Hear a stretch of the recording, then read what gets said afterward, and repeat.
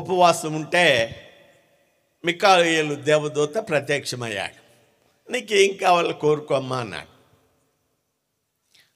ఈమె మికాయేలు దేవదూత ఇంకో మాట కూడా చెప్పాడంట, నీవు ఏమి కోరుకుంటే దానికి 10 అంతలు మీ అత్తగారికి ఇచ్చేస్తానన్నాడంట. ఈమె ఏం కోరుకుంటే దానికి 10 అంతలు ఎవరికండి? ఈరోజు నా దేవుని బిడ్డలైన వారు ఎలా ఉండాలి అత్తల విషయంలో? బైబిల్ గ్రంథంలో శ్రేష్టమైన స్త్రీ ఒక ఉంది, ఆ పేరు చెప్పండి. అత్తను ప్రేమించినాం. రూతుని గురించి మీకు తెలుసు, కానీ రూతులాగా మీరు ఉంటున్నారా? నేను మళ్ళీ కథ నుంచి కొంచెం పక్క వచ్చేస్తున్నాను. మళ్ళా మీ అమ్మ వచ్చిందనుకో మీ ఇంటికి, ఎన్ని పనులు ఉన్నా సరే, ఎంత బిజీగా ఉన్నా నువ్వు మీ అమ్మ కూర్చొని భోంచేస్తారు కదా, మరి నువ్వు మీ అత్తగారు ఎప్పుడన్నా కూర్చొని భోంచేస్తారా? దేవుని బిడ్డల లక్షణం అది. పాస్టర్ గారు, మా అత్తగారి సంగతి మీకు తెలియదండి ఆమె అంటాను. ఆమె ఎలాంటిదైనా నువ్వు దేవుని బిడ్డవు కదా, నువ్వు యేసయ్యకు ప్రార్థన చేసుకునే వ్యక్తివి కదా. యేసయ్య ప్రేమ నీలో నుండి ప్రవహించాలి కదా. అలారుముద్దుగా ఒక కొడుకును ఎంతో త్యాగం చేసి పెంచి ఒక ప్రయోజకుడిని చేసి నీకు భర్తగా ఇచ్చింది కదా. అలాంటి తల్లిదండ్రులను దేవుని బిడ్డలైన వాళ్ళు కూడా ప్రేమించలేకపోవడం చాలా విచారం కలిగించే విషయం. లోకంలో ఒక సామెత చెప్తారు, భార్య తరపు వాళ్ళు వస్తే వంటగదిలో మాటలు వినిపిస్తాయంట. ఎక్కడండి? అదే భర్త తరపు వాళ్ళు వస్తే వరండాలోనే, లోపలికి ప్రవేశం లేదు.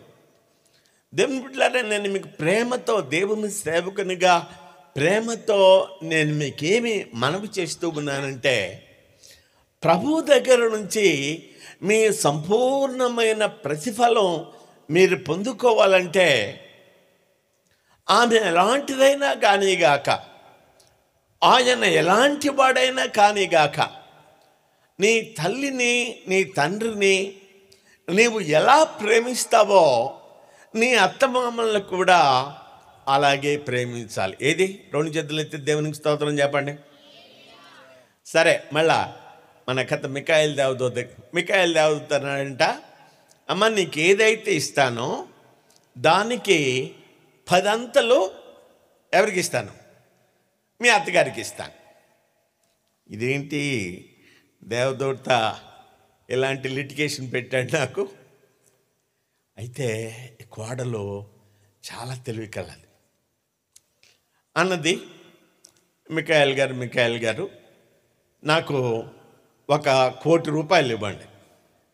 భూమ్, 1 కోటి రూపాయలు ఏమికొచ్చినాయి. అత్తగారికి ఎంత వస్తాయి? 10 కోట్లు వస్తాయి. సరే, 2వ కోరిక కోరుకుంటాను మికాయేలు గారు. కోరుకోమ్మా, నాకు చాలా బంగారం కావాలండి. భూమ్, చేతులకి కూడా ఉంటాయిగా బంగారం, చేతులకి, ముక్కులకి, మెడకి, కాళ్ళకి అన్నిటికీ బంగారం వచ్చేసింది. ఏమి బంగారం వచ్చిన తర్వాత ఇప్పుడు 10 అంతలు ఎవరికి వస్తుంది? అత్తగారికి వస్తుంది. ఆమెకు 10 అంతలు వచ్చేసింది. నేను చెప్పాను కదా ఈ కోడలు తెలియకలదని. అన్నది, దేవదూత గారు నాకు కొంచెం గుండె నొప్పి ఇవ్వండి అంది. భూమ్ ఏమో కొంచెం గుండె నొప్పి. వాడు 10 అంతలు ఎవరికి వస్తుంది? ముసలాం డామ్మ అంది. మనం ఉండే ఉపవాసాలు అలాంటి ఉపవాసాలుగా ఉండకూడదు. దేవుని బిడ్డలారా, ఈ 40 దినాల ఉపవాసము తరువాత మనలో ఒక నూతనమైన మార్పు రావాలి. నాకు తెలిసిన మా బంధువులు ఒక ఆయన ఉన్నాడు. ఇలాంటి దినాలు రాగానే ఎంత నిష్టగా ఉంటాడో, మిగతా రోజులన్నీ సాయంత్రం ఇంటికి వచ్చేసరికి గుర్రం ఎక్కువ వస్తాడు. ఈ 40 రోజులు మాత్రం చాలా పరిశుద్ధ, అస్సలు మందు జోలికి వెళ్ళడు. ఈ 40 రోజులు నాన్ వెజిటేరియన్ కూడా తినడం. ఈ 40 రోజుల్లో ఏదో పెళ్ళో బర్త్డే ఏదో శుభకార్యం లెంట్ డేస్ ఏం పెట్టుకోకూడదు. 40 రోజుల తర్వాత ఆయన చూడాలా, ఈ 40 రోజులు తాగలేదు కదా, 40 రోజులు బాకీ తీర్చుకుంటాడు. చూసారా అట్లాంటి వాళ్ళు మీరు? దాని మూలకంగా ప్రయోజనం లేదు. దేవుని బిడ్డలారా, దేవునితో మనము వాస్తవంగా సమయాన్ని గడిపితే మన జీవితాలు ఎంతగానో దీవించబడతాయి, ఆశీర్వదించబడతాయి. బైబిల్ గ్రంథంలో ఈ 40 అనే సంఖ్యకు చాలా ప్రాముఖ్యత ఉన్నది. అయితే కొన్ని ప్రాముఖ్యమైన విషయాలు, 5 ప్రాముఖ్యమైన 40 గురించి నేను మీతో దేవుని వాక్యాన్ని కొద్దిగా ధ్యానించి నేను ముగిస్తాను. మొట్టమొదటిగా నోవహుని గురించి మనం ధ్యానిస్తాం. చూడండి, ఆదికాండం 7వ అధ్యాయం 12వ వచనం.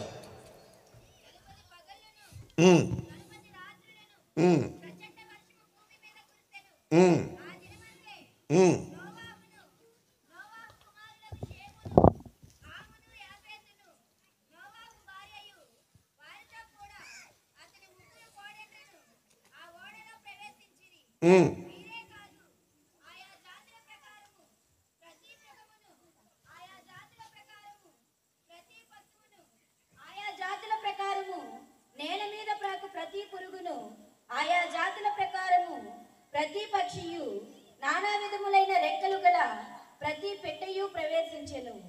జీవాత్మ గల సమస్త శరీరాలలో రెండేసి వాడలోనున్న నోవాహు నద్ద ప్రవేశించెను.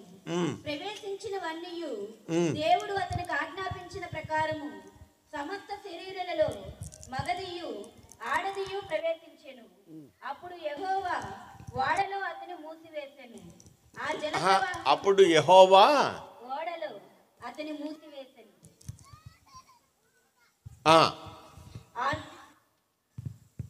ఆ జల ప్రవాహము 40 దినములు భూమి మీద నుండగా జలములు విస్తరించి ఓడను తేల చేసినందున అది భూమి మీద నుండి పైకి లేచెను.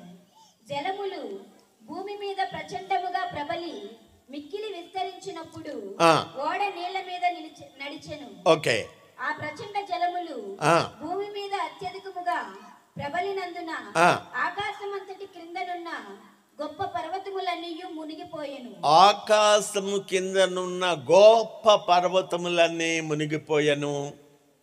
చదవమ్మా. 15 మూరల ఎత్తున నీళ్లు ప్రచండముగా ప్రబలెను గనుక పర్వతములను మునిగిపోయెను. అప్పుడు పక్షులేమి, పశువులేమి, మృగములేమి, భూమి మీద ప్రాకు పురుగులేమి, భూమి మీద సంచరించు సమస్త శరీరులేమి, సమస్త నరులేమి చచ్చిపోయిరి. అందరూ చచ్చిపోయారు. పొడి నేల మీద అసలు ఎందుకు, చాలమ్మా, థ్యాంక్ యూ. అసలు ఎందుకు ఈ జల ప్రళయం వచ్చిందంటే భూమి మీద నరుల ధోరణి దేవునికి వ్యతిరేకమైపోయింది. వాళ్ళు ఇష్టానుసారముగా జీవిస్తూ ఉన్నారు. దేవుడంటే భయం లేదు, భక్తి లేని జీవితాలు జీవిస్తూ ఉన్నారు. ఇలాంటి సంతతిని చేసినందుకు దేవుడు సంతాపడుతూ ఉన్నాడు. ఇప్పుడు నోవహుతో మాట్లాడుతున్నాడు. నోవహు, ఈ తరములో నా దృష్టిలో నువ్వు ఒక్కడవే నీతిమంతుడుగా నిందారహితుడుగా కనబడ్డావు కాబట్టి నేను నిన్ను నీ కుటుంబాన్ని కాపాడుతాను, మిగతా సమస్తాన్ని నేను తుడిసివేస్తాను. దేవుని బిడ్డలారా, ఈ 40 దినాల ప్రచండ వర్షం మూలకంగా దేవునికి వ్యతిరేకమున్న సమస్తము తుడిచిపెట్టబడినట్లుగా దేవుని వాక్యములో మనము చూస్తాం. మనము కూడా 40 దినాలు దేవునితో మన సమయాన్ని గడపడం మూలకంగా, దేవుని సన్నిధిలో మనం ఉండడం మూలకంగా, దేవునికి ఇష్టము లేని పాప క్రియలు, పాప విషయాలు, పాపానికి సంబంధించిన సమస్తం తుడిచి వేయబడాలి. ప్రైజ్ ది లార్డ్, హల్లెలూయా. ఈ 40 దినాల జల ప్రళయం తరువాత పాతది సమస్తము నాశనం అయిపోయింది. నీళ్ళు ఆరిపోయిన తర్వాత నోవహు కుటుంబ సభ్యులు ఓడలో నుంచి బయటకు వస్తూ ఉన్నారు. దేవునికి బలి అర్పిస్తూ ఉన్నారు. వాళ్ళు దేవుణ్ణి స్తుతిస్తూ ఉన్నారు, దేవుణ్ణి ఆరాధిస్తూ ఉన్నారు. ఎప్పుడైతే వారు దేవుణ్ణి స్తుతిస్తూ ఉన్నారో, ఆరాధిస్తూ ఉన్నారో, దేవుడు వారికి ఒక వాగ్దానం ఇస్తూ ఉన్నాడు. ఏమిటి ఆ వాగ్దానం అంటే, నరులను బట్టి ఎన్నడే కానీ భూమిని నేను శపించను. ఒక వాగ్దానం. దేవుని బిడ్డలారా, మన జీవితాల్లో కూడా 40 దినాలు దేవునితో గడపడం మూలకంగా మన జీవితంలో, మన కుటుంబములో, మన సంఘములో, మన సమాజములో దేవునికి ఇష్టము లేని ప్రతి పాపపు క్రియ తొలగిపోవునుగాక. దేవుడు నూతనమైన విషయాలు మన ఆత్మీయ జీవితంలో మనకు ప్రసాదించునుగాక. అమ్మ, నువ్వు మైక్ దగ్గరే ఉంచుకోరా. ఎహెజ్కేలు గ్రంథం 36వ అధ్యాయం 26వ వచనం. ఎహెజ్కేలు గ్రంథం 36వ అధ్యాయం 26వ వచనం చదవమ్మా. నూతన హృదయము మీకు ఇచ్చేదను, నూతన స్వభావము మీకు కలుగజేసేదను. రాతి గుండె మీలో నుండి తీసివేసి మాంసపు గుండెను మీకు ఇచ్చేదను. ప్రైజ్ ద లార్డ్, హల్లెలూయా. దేవుని బిడ్డలారా, 40 దినాలు దేవునితో మనం గడిపినప్పుడు నూతన హృదయము మనకి ఇవ్వబడుతుంది, నూతన స్వభావం మనకి ఇవ్వబడుతుంది. ఈ నూతన హృదయం ద్వారా, ఈ నూతన స్వభావం ద్వారా మన దేవుణ్ణి మనం ఎంతగానో మహిమపరిచే వాళ్ళముగా ఉందముగాక. దేవుడు మనకు ప్రసాదించే ఈ నూతన హృదయాన్ని బట్టి, ఈ నూతన స్వభావాన్ని బట్టి ఇప్పుడున్న వాళ్ళందరూ రెండు చేతులు పైకెత్తి దేవునికి స్తోత్రాలు సమర్పించండి. హల్లెలూయా. రెండవదిగా నిర్గమకాండం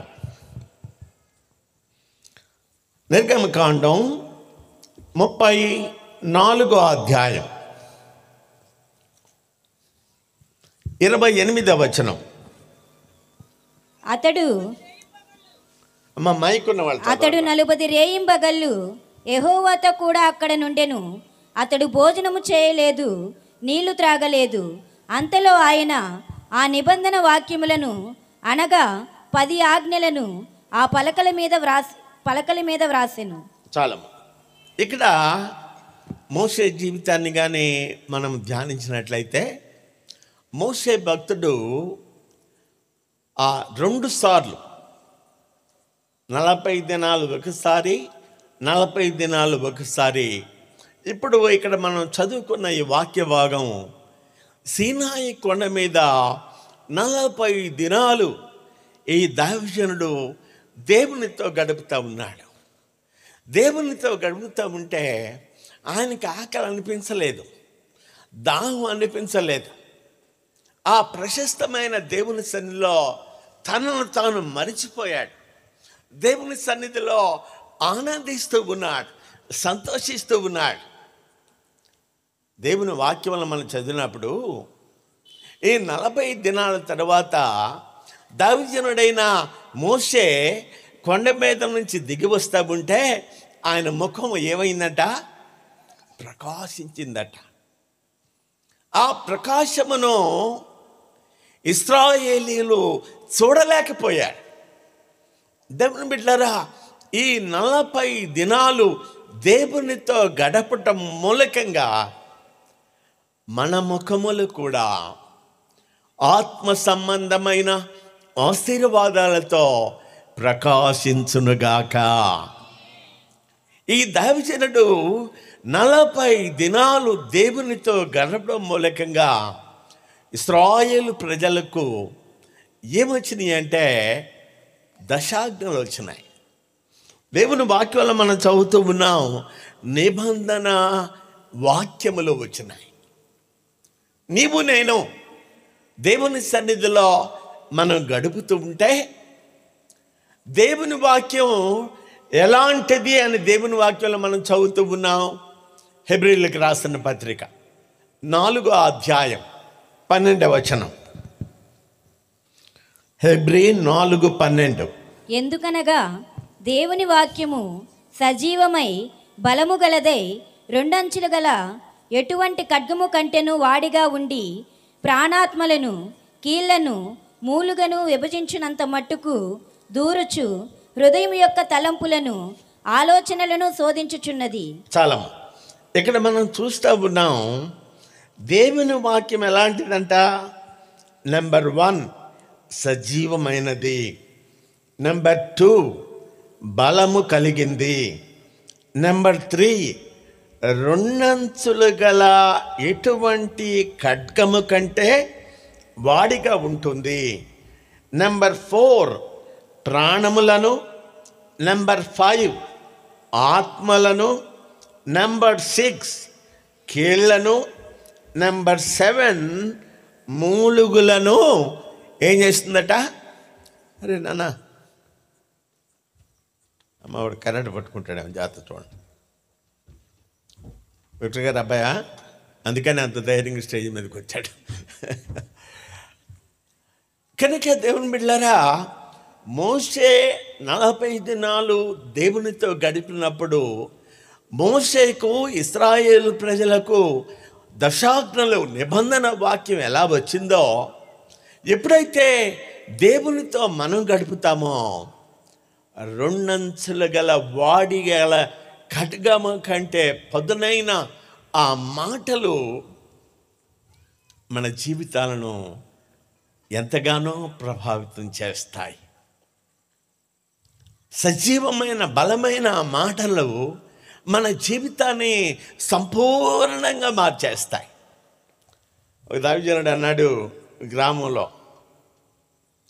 గ్రామంలో ఉన్న దేవుని సేవకులు వాళ్ళు నిజంగా దేవుని మీద ఆధారపడతారు. మాకులాగా కంప్యూటర్లు కామెంటరీలు వాళ్ళకు ఉండవు. దేవుని సన్నిధిలో అలాగా ప్రార్థనలు ఉండి దేవుని దగ్గర నుంచి పొందుకుంటారు. అంటే వ్యాఖ్యానాలు చదవటం, వేరే వాళ్ళ ప్రసంగాలు చదవటం తప్పని నా ఉద్దేశం కాదు. కానీ ఒక దైవజనుడు ఈ విధంగా అన్నాడు, ఈ 2 అంచులు గల ఖడ్గం అంటే ఇలాగా ఈ ఖడ్గంతో కొడుతూ ఉంటే బట్టన్ షాపులో మీరు చూస్తూ ఉంటారు కదా. కాకపోతే ఈ 2 అంచుల ఖడ్గం ఏం చేస్తుందంటే దేవుని వాక్యం వినేవాళ్లను ఖండిస్తుంది, దేవుని వాక్యం బోధించే వాళ్ళని కూడా ఖండిస్తుంది. Praise the Lord. Hallelujah, hallelujah. దేవుని బిడ్డలారా, 40 దినాలు దేవునితో మనం గడిపినప్పుడు ఆ సజీవమైన బలమైన వాక్యం మన జీవితాలను మార్చివేయునుగాక.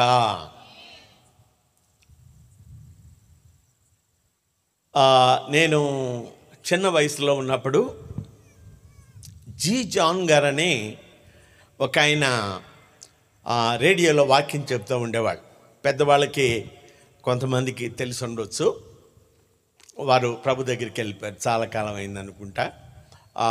నేను నేను చిన్నతనంలో ఉండగా సీషెల్స్లో నుండి ఆయన వాక్యం వచ్చేది. ఆయన ఏమనేవాడంటే, బైబిలు సంపదలకు ఘని అనగానే ప్రైమ్ అని మ్యూజిక్ వచ్చేది. మీరు ఎవరికైనా గుర్తుంటే, దేవుని బిడ్డలారా, దేవుని వాక్యం గని లాంటిది. ఈ రోజున దేవునికి స్తోత్రాలు.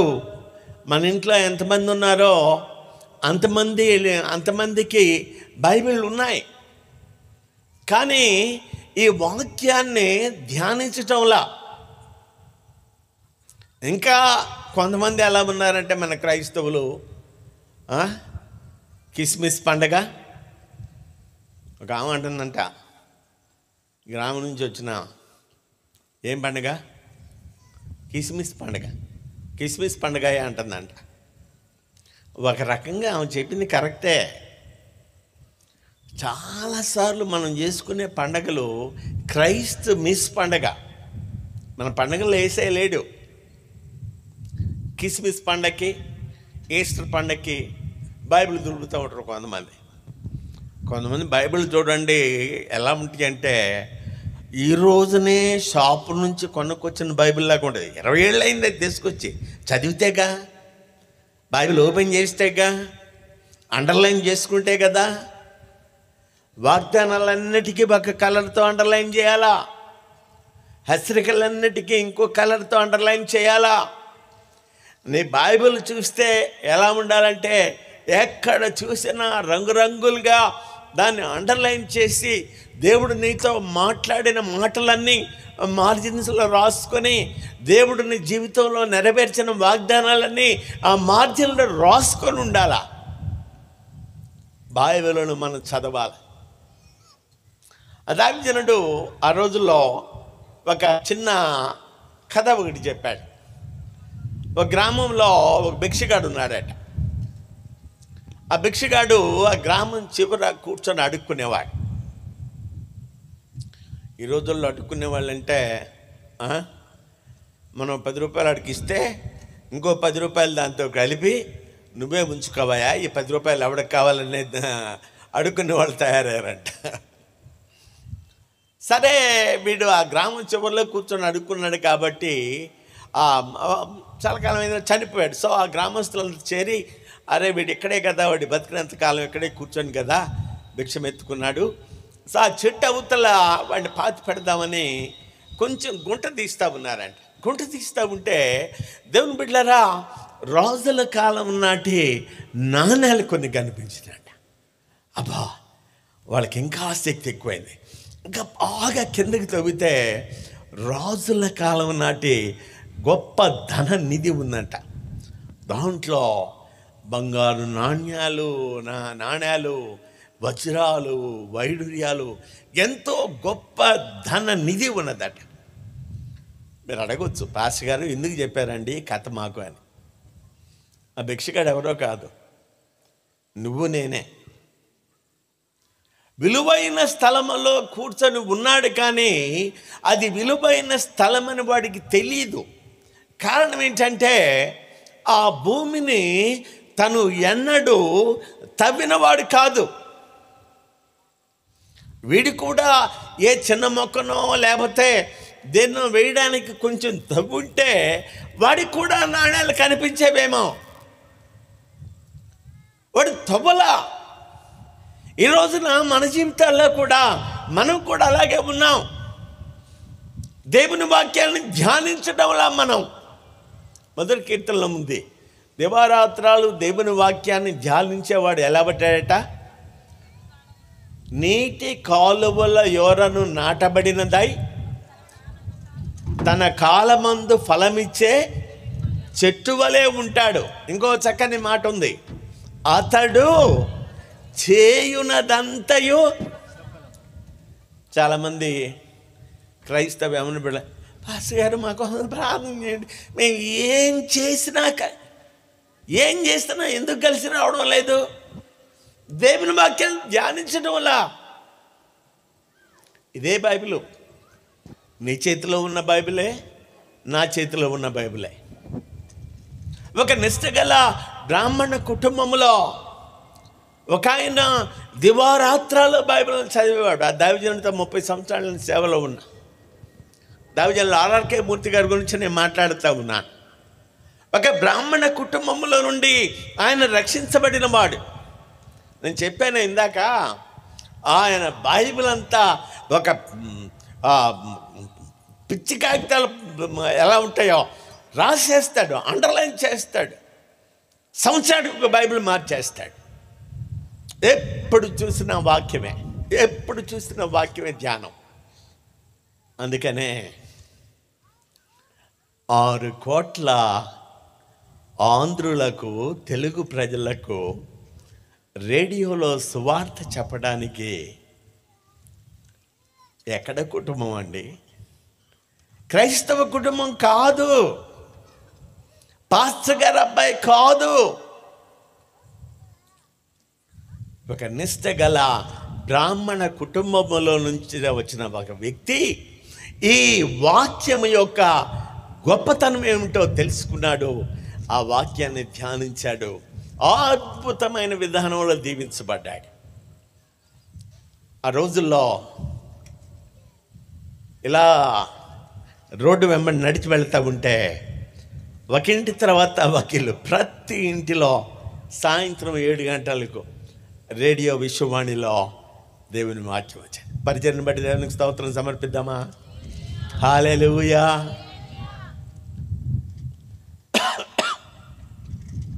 ఆ వాక్యాన్ని ఆయన ధ్యానించాడు కాబట్టి తన పాత్రగా దేవుడు ఆయన ఎన్నుకున్నాడు. నేను ఇంకొక దైవజనుని గురించి కూడా నేను మీకు జ్ఞాపకం చేస్తాను. ఆ దైవజనుడు కూడా ఒక క్రైస్తవ కుటుంబంలో పుట్టినవాడు కాదు, ఒక సిక్కు మతములో పుట్టినవాడు. ఆయన జీవించి ఉన్న దినాలలో అగ్రికల్చరల్ ఇంజనీరింగ్ చదవడానికి కెనడా వెళ్ళిన మొట్టమొదటి వ్యక్తి. అంత గొప్ప ధనవంతుడు. కెనడా దేశంలో ఉండగా ప్రభు యేసుక్రీస్తు వారిని స్వంత రక్షకుడిగా అంగీకరించాను. దావిజనులో భక్త సింగ్ గారి గురించి నేను చెబుతూ ఉన్నాను. ఒక ఓడలో ఉన్నాడు, జల్సా చేయడానికి వెళ్ళాడు. బోర్డు కనిపించింది క్రిస్టియన్ మీటింగ్ అని. సరదాగా వెళదామని వెళ్ళాడు. పాటలు పాడినంత సేపు చాలా సరదాగా విన్నాడు.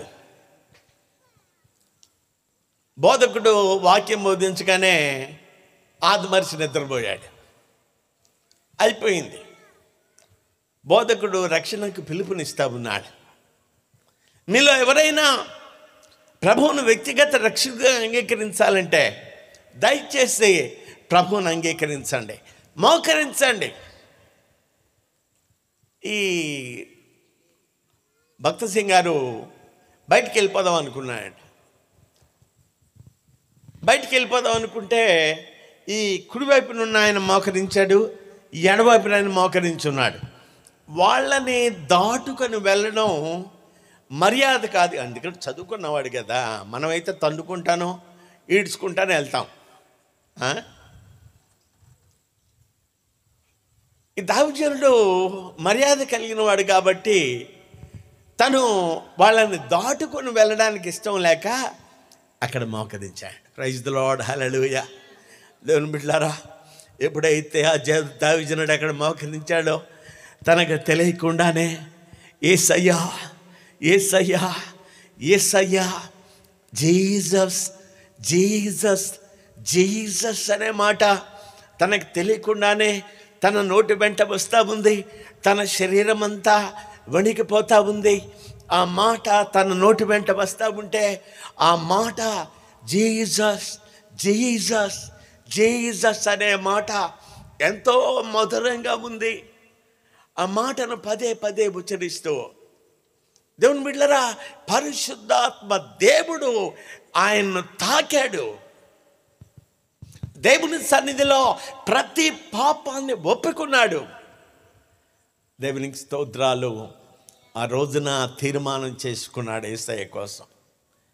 ఒక వ్యక్తిని అడిగాడు, నాకు బైబిల్ ఇస్తావా అని, బైబిల్ చదవాలని ఆశతో. ఆయన కొత్త నిబంధన ఇచ్చాడు. కొత్త నిబంధన అంతా, ఒకవేళ నేను తప్పైతే నన్ను క్షమించాలి, నాకు గుర్తున్నంత వరకు ఆయన సాక్ష్యం పుస్తకంలో చదివాను, 27 రోజుల్లో కొత్త నిబంధన అంతా చదివాడంట. మనము 50 సంవత్సరాలు క్రైస్తవులం. 30 ఏళ్ళు అయిందండి రక్షించబడి, 50 ఏళ్ళు అయిందండి బాప్తిసం. కనీసం కొత్త నిబంధన ఒకసారి చదివేవా? ఆ దైవజనుడు 27 రోజుల్లో, ఈ రోజున ఆంధ్రప్రదేశ్, తెలంగాణ, మీరు ఏ మూలకి వెళ్ళండి, భక్త సింగ్ గారి సంఘం అని ఒకటి ఉంటుంది. అయ్యా, ఈ ఊళ్ళో ఉందా భక్త సింగ్ గారి సంఘం? లేదా? నేను అమెరికా వెళ్ళాను, ఒకళ్ళ ఇంట్లో ఉన్నాను. నాకు ఫోన్ చేశాడు ఆయన, బ్రదర్ మీరు ఇండియా నుంచి వచ్చారని విన్నాం, రేపు ఆదివారం వచ్చి మాకు వాక్యం చెప్తారా? తప్పకుండానండి, నేను మళ్ళీ రేపు ఫోన్ చేస్తాను, మీకు నేను ప్రార్థన చేసి చెప్తాను. ఏ సంఘం మీద అని అడిగితే ఆయన చెప్పిన ఆ ఆన్సర్ నాకెంతో ఆశ్చర్యాన్ని కలిగించాను. చాలా సంవత్సరాల క్రితం దైవజనులు భక్త్ సింగ్ గారు వచ్చారండి, వాక్యాన్ని చెప్పారండి, అనేక కుటుంబాలు రక్షించబడినాయండి. అప్పటి నుంచి ఇప్పటి వరకు మేము, మా పిల్లలు, మా తర్వాత సంతతి అంతా ప్రభువును ఆరాధించుకుంటూ ఉండగా ఒక సంఘముగా తయారయ్యామండి. 2 చేతులు దేవునికి స్తోత్రం సమర్పిద్దాం. ప్రపంచంలో పలు ప్రాంతాలలో భక్త సింగ్ గారి ద్వారా ప్రారంభించబడిన సంఘాలు ఉన్నాయి. నేను ఆ సంఘం వాడినే. అయితే మా సంఘం వాళ్ళు ఎవరితో కలవరు. నేను వాక్యం చెప్పడానికి అన్ని చోట్లకి వెళ్తున్నానని మా సంఘంలో నాకు వాక్యం చెప్పడం ఎవరు. కొంత క్రమాన్ని కలిగిన సంఘాలు, సరే అది వేరే విషయం. నేను మీకు జ్ఞాపకం చేస్తున్న విషయం ఏంటంటే, దేవుని వాక్యాన్ని ఆ దైవజనుడు ప్రేమించాడు కాబట్టి, ధ్యానించాడు కాబట్టి, వాక్యాన్ని తవ్వాడుగా. ఆయన చనిపోయినప్పుడు హైదరాబాదులో సుమారుగా 6 లక్షల మంది ప్రజలండి. 6 లక్షల్లో నేను ఒకడిని. మధ్యన ప్రవీణ్ పగడాల పాస్టర్ గారు, ఆయన ఏమని చెప్పాడు తెలిసిన, 6 లక్షల జనాభాలో ఆయన కూడా ఒకడంట. ఆ రోజున తన జీవితాన్ని దేవుని సేవకు సమర్పించుకున్నాడట. దేవుని బిడ్డలారా, దేవునితో మనం సమయం గడిపినప్పుడు సజీవమైన బలమైన 2 అంచుల గల ఖడ్గం యొక్క, ఖడ్గం లాంటి వాక్యం యొక్క ప్రత్యక్షత మన జీవితాల్లో మనం అనుభవిస్తాం. 3వ చూడండి, సంఖ్యాకాండం 13వ అధ్యాయం ముగిస్తాను. సంఖ్యాకాండం 13వ అధ్యాయం 25వ వచనం చదవమ్మా. వారు 40 దినములు ఆ దేశమును సంచరించి చూచి తిరిగి వచ్చిరి. అట్లు వారు వెళ్ళి పారాను అరణ్యమందలి కాదేశులోనున్న మోషే అహరోనుల యొద్దకును ఇశ్రాయేలీయుల సర్వ సమాజమునొద్దకును వచ్చి వారికిని ఆ సర్వ సమాజమునకును సమాచారము తెలియజెప్పి ఆ దేశపు పండ్లను వారికి చూపించిరి. వారు అతనికి తెలియపరిచినదేమనగా, నీవు మమ్మను పంపిన దేశమునకు వెళ్ళితిమి, అది పాలు తేనెలు ప్రవహించు దేశమే, దాని పండ్లు ఇవి. అయితే ఆ దేశములో నివసించు జనులు బలవంతులు, వారి పట్టణములు ప్రాకారము గలవి, అవి మిక్కిలి గొప్పవి. మరియు అక్కడ అనాకీయులను చూచితిని. అమాలేకీయులు దక్షిణ దేశములో నివసించుచున్నారు. హిత్తీయులు, ఎబూసీయులు, అమోరీయులు కొండ దేశములో నివసించుచున్నారు. కనానీయులు సముద్రమునొద్దను యోర్దాను నదీ ప్రాంతములలోనూ నివసించుచున్నారని చెప్పిరి. కాలేబు మోషే ఎదుట జనులను నిమ్మలపరిచి మనము నిశ్చయముగా వెళ్ళుదుము, దాని స్వాధీనపరుచుకొందుము, దాని జయించుటకు మన శక్తి చాలుననెను. చాలా. ఇక్కడ 12 మంది కనాను దేశాన్ని వేగు చూడడానికి 40 దినాలు వాళ్ళ దేశం అంతా తిరిగి వేగు చూసి వచ్చారు.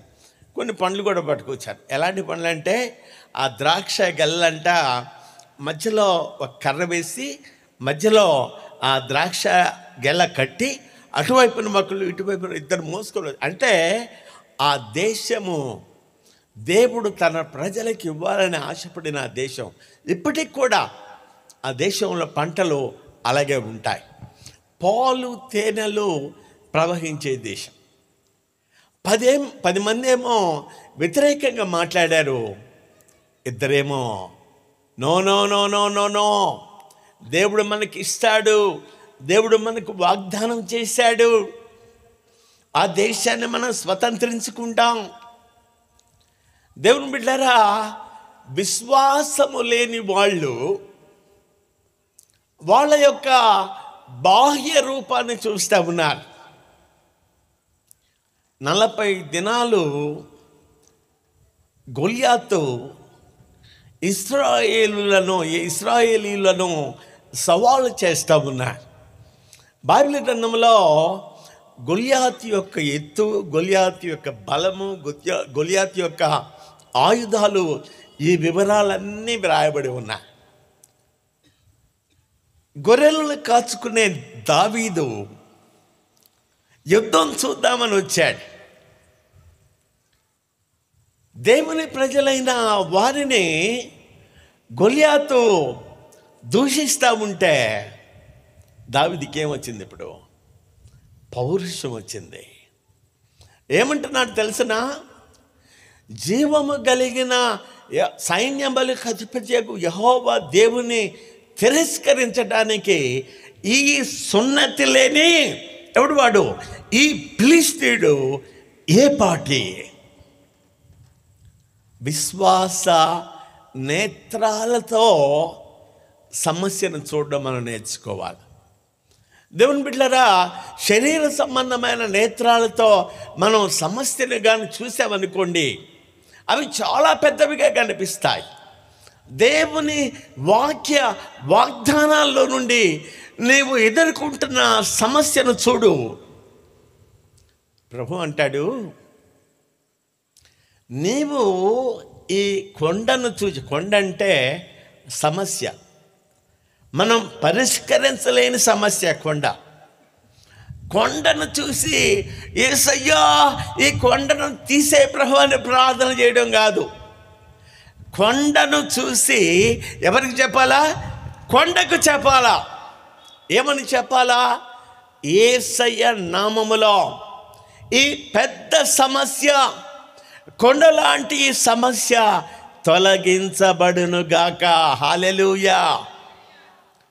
దావీదు అలాంటి విశ్వాస నేత్రాలతో చూస్తాడు. కాలేబు, యెహోషువాలు అలాంటి విశ్వాస నేత్రాలతో చూశారు. అప్పుడు వారి జీవితంలో ఒక కొత్త ఆశ పుట్టింది. దేవుని బిడ్డలారా, మన జీవితాల్లో కూడా దేవుని వైపు మనం చూస్తున్నప్పుడు, దేవుని వాక్యంలో ఒక మాట చదువుతాం. యెషయా గ్రంథంలో ఉంటుంది, చదవండి. యెషయా గ్రంథం 40వ అధ్యాయం 31వ వచనం.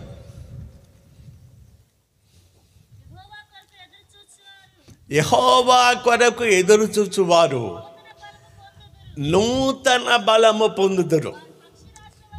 వారు పక్షిరాజు వలె రెక్కలు చాపి పైకి ఎగురుదు, అలయక పరిగెత్తుదురు, సొమ్మసిల్లక నడిచిపోవుతారు. యెహోవా కొరకు ఎదురు చూసేవాళ్ళు. దేవుని బిడ్డలారా, ఇది శ్రేష్టమైన ఆత్మ సంబంధమైన లక్షణం. యెహోవా కొరకు ఎదురు చూస్తున్నారా మీరు? రాజులను నమ్ముకున్నట్టు కంటే ఎవరిని ఆశ్రయించడం మేలు? మనుషులను నమ్ముకున్నట్టు కంటే ఎవరిని ఆశ్రయించడం మేలు?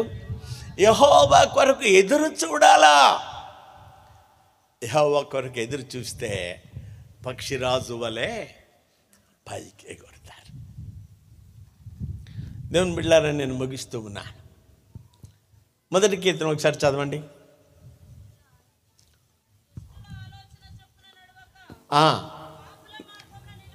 అమ్మ ఒక్క నిమిషం. దుష్టుల ఆలోచన చొప్పున, తర్వాత మాట చెప్పండి. నడవకూడదు. పాపుల మార్గమున నిలువక. పాపుల మార్గమున, తర్వాత మాట చెప్పండి. నిలువకూడదు. అపహాసకులు కూర్చుండ చోటను.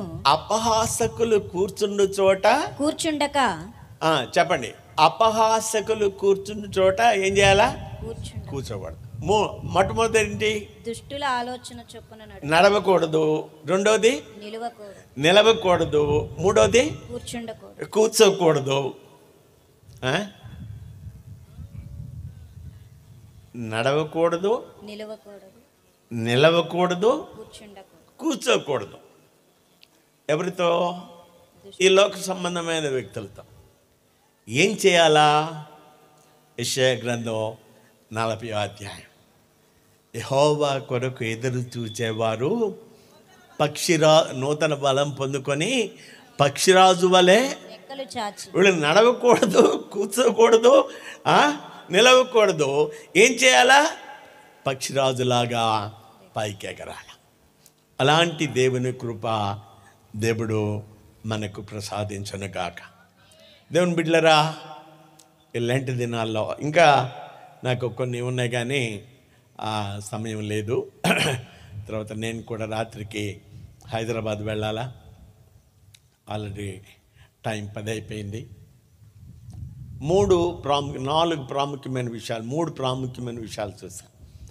మొట్టమొదటిది, నోవహు 40 దినాల జలప్రళయం. పాతదంతా కొట్టుకుపోయింది.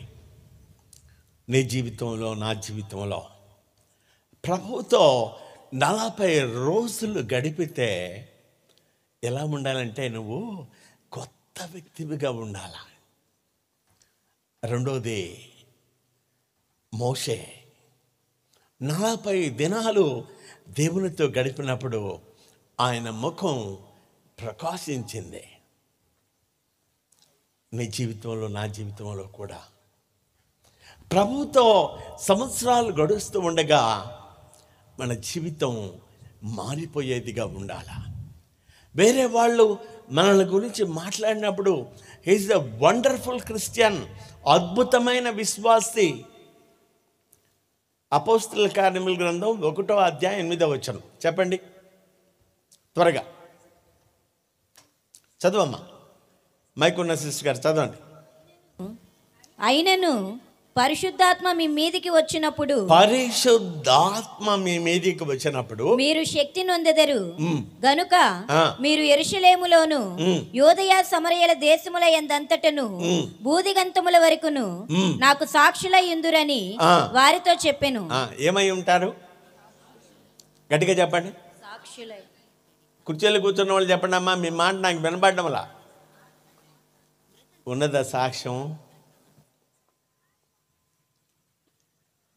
నా సాక్ష్యాన్ని గురించి మీరు తెలుసుకోవాలంటే విజయవాడ రావాలి, గుణదల రావాలి. ఈఎస్ఐ హాస్పిటల్ రోడ్డు అని ఉంది. ఆడికి వచ్చిన తర్వాత మా ఇల్లు ఉంటుంది. మా పక్కింటి వాళ్ళని అడగాల, ఏమండి మొన్న మా ఊరు వచ్చి ఈ దేవసాయం గారు గొంతు చించుకొని అరిశాడండి, ఏంటండి దేవసాయం గారి సంగతాన్ని మీరు అడిగితే వాళ్ళు అబ్బో ఆయన అద్భుతమైన దేవుని సేవకుడండి అని చెప్తే అది దేవుని నామానికి మహిమ.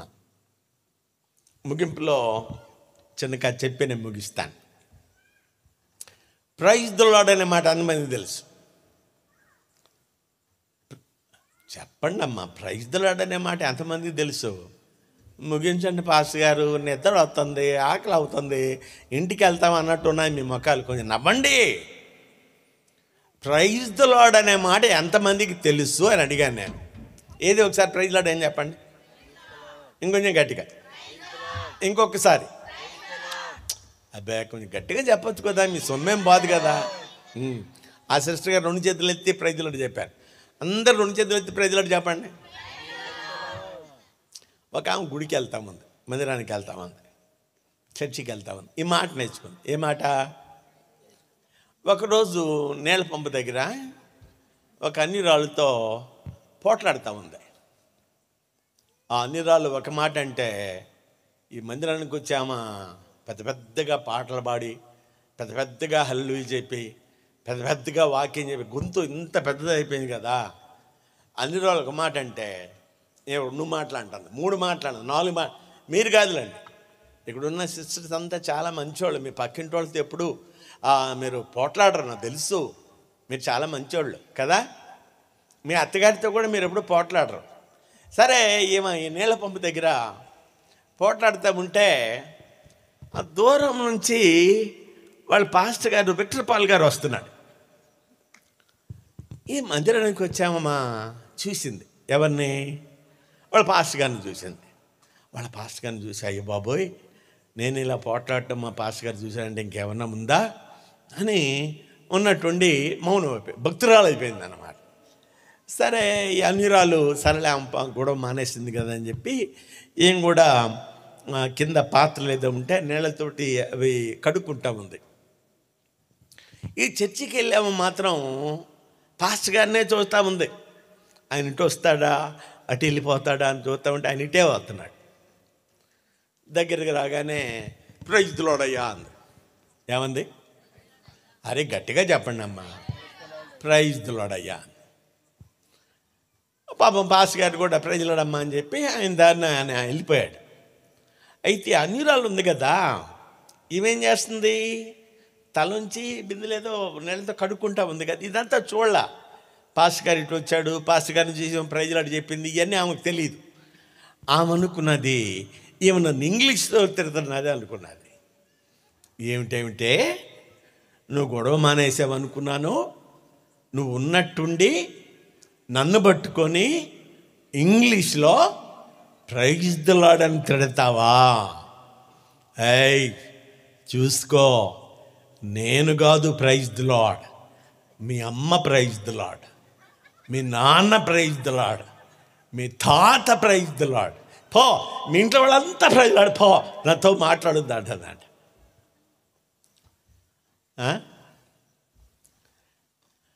పరిశుద్ధాత్మను పొందుకున్న వాళ్ళ జీవితాలలో సాక్ష్యం ఉంటుంది. ఈ రోజున అనేక మంది మేము పరిశుద్ధాత్మను పొందుకున్నామని నటిస్తూ ఉన్నారు, కానీ ఏమి లేదు.